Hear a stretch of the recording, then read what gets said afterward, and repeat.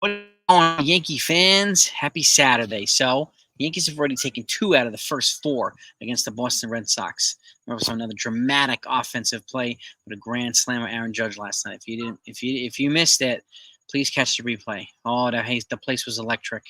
Fan base is electric. And again, it's exciting to see. The pitching is kind of rounding into form like it was in the beginning of the season. The bullpen's forming a completely new identity, right? We have new roles for pitchers, which is good too, and they're finding their way, right? The offense is starting to catch fire too. Juan Soto, the last couple games, Aaron Judge with a clutch grand slam last night to put the Yankees ahead, finally, for their 5-4 win. And again, they are rounding into shape and into form at the right time, okay? And they are 86 and 62 right now. Okay, 24 games over 500. Yep. They have 14 games left. 14 games left. So they are well on their way. I predicted them to win 95 games. With 14 games left, if they go 9-6, they'll get 95 wins. Okay, and I do believe that that's possible. After the Red Sox, they've got the A's, they've got the Mariners, they've got the Baltimore for a couple, and then they close out the season with the Pittsburgh Pirates. So if there's ever any other time to be excited as a Yankee fan, it's right now. Okay, while there's so much fighting over Alex Verdugo versus Jason Dominguez, people are getting lost in the weeds. The Yankees are still in first place, and they're stretching their lead over the Baltimore Orioles. That's more important, right? People can pound Boone and Cashman all they want. Their job is to make the team better and to help the team win. That's exactly what they're doing. Okay? There's no need to be arguing Jason Dominguez and Alex Verdugo. Yes, I'm excited about Jason Dominguez. Yes, I do think he'll be the starting left fielder in 2025. But right now, they're not going to interrupt something that's working. Okay? Despite what people are asking for. So there's no need to fight over this. Really. The team is in first place. That's what matters most. Okay, they're getting healthy. The reinforcements. A lot of players that people call dumpster diving, they're making a huge impact, right? Luke Weaver, Jay Cousins, like all these guys are making huge impacts on the team. You never know who's going to make an impact. That's why I treat everybody equally. All 26 guys or all 28 guys, equal footing. They might perform differently, but they're no less important than anybody else. They all matter. But that's just my opinion, right? Again, you may have a different opinion, and that's okay. If you just like, good old, consistent, honest Yankee talk, and you're not subscribed to this channel, please hit that subscribe button. Please hit the notification button too. That way, when I go live, you can join the live stream. When news comes out, you'll be at the front of the line. It comes out. The lineup's not out yet, but I'll get it out to you in a little bit. Garrett Cole is on the mound today. Carlos Rodon's on the mound tomorrow. So the worst that the Yankees can do is sweep this series with the Red Sox right now. But I think they're going to at least take 3 out of 4. So, which is a great thing. Sweep would be even better. We'll see. The Red Sox, I think, are a year away from being a really, really, really good team. I think they're kind of a year behind the Baltimore Orioles. So they at least, again, constantly replenishing, constantly becoming a formidable division in baseball.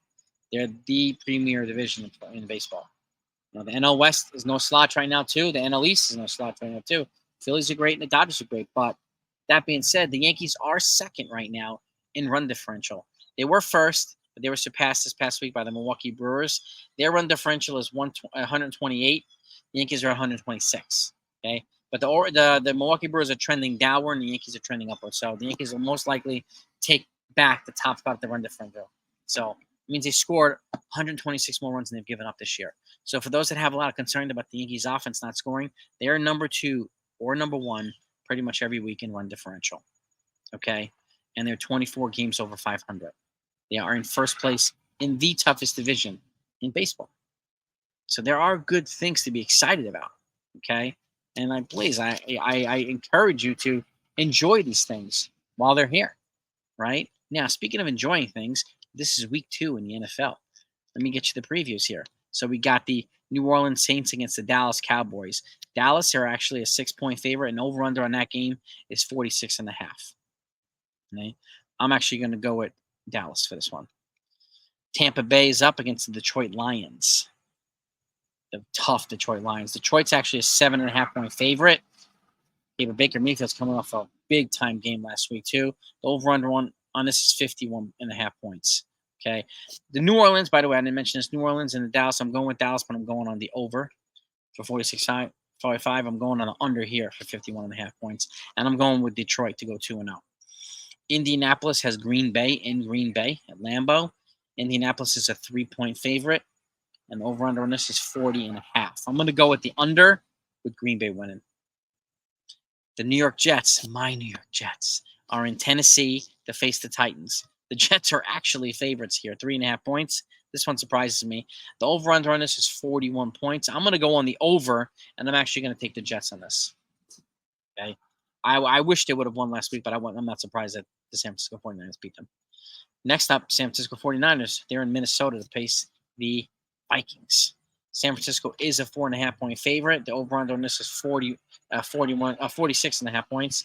I'm going with Minnesota, actually, on this game, on the under.